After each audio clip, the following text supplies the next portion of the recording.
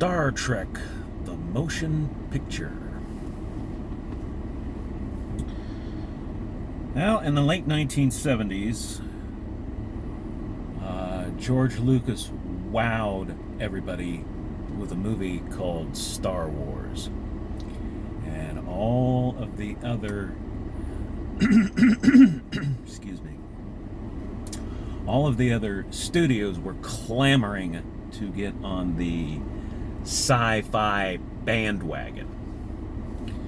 So apparently they were sitting around the boardroom at Paramount and saying, what have we got that we can, that's sci-fi that we can do something with? And somebody in the back like, I think we got something called Star Trek. So they were actually planning to do a second Star Trek series called Star Trek Star Trek Phase 2. Yeah, that was what it was called. And it was going to be a television series. And they had sets built, and they had already started on a model of the Enterprise, new one. And that all got scrapped when they decided, you know what, let's not do a TV show, let's make a movie. So they got everything together, hired some model makers and some people in charge of wardrobe and set designers and all that. And they came up with Star Trek the Motion Picture. And let's see, opening scene, we got Mark Leonard, who played the Romulan commander and Spock's father in the original series, donning Klingon makeup and the ridged forehead and everything, which was apparently what the Klingons were supposed to look like in the first place, and they just didn't have the budget during the television show. And it was John Colicos who played Kor in the episode Errand of Mercy, who came up with the look for the Klingons for the original series, because they were like, okay, we've got these designs, we can't do them. It's gonna cost too much. We can't afford to do the makeup like this. And John was like, well, can you make us look like Mongolians then? And they were like, yeah, we can probably do that. So that's how the Klingons ended up looking like they did in the original series. But this is the first time we get to see them as they will appear from then on. And brings back, the movie brings back pretty much the entire cast. I mean, you've got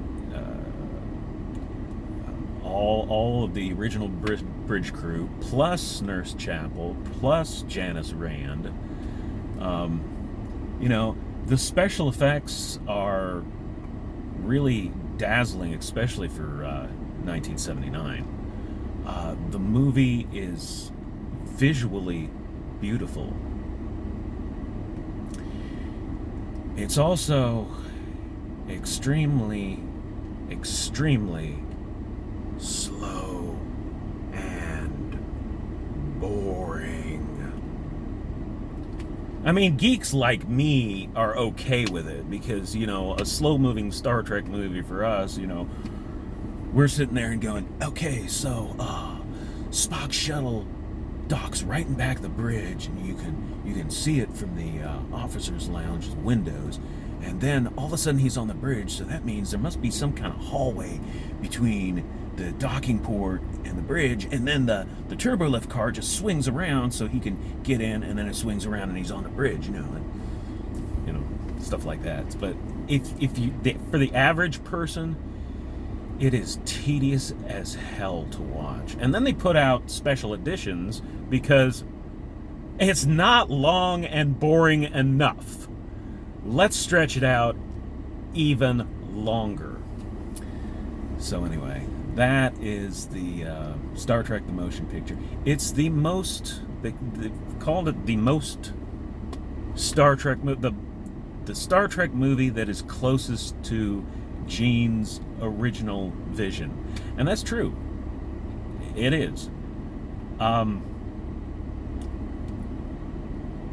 The story was you can tell the story was taken from episodes like original series episodes like the Changeling and the Doomsday Machine, and particularly a animated episode called One of Our Planets is Missing.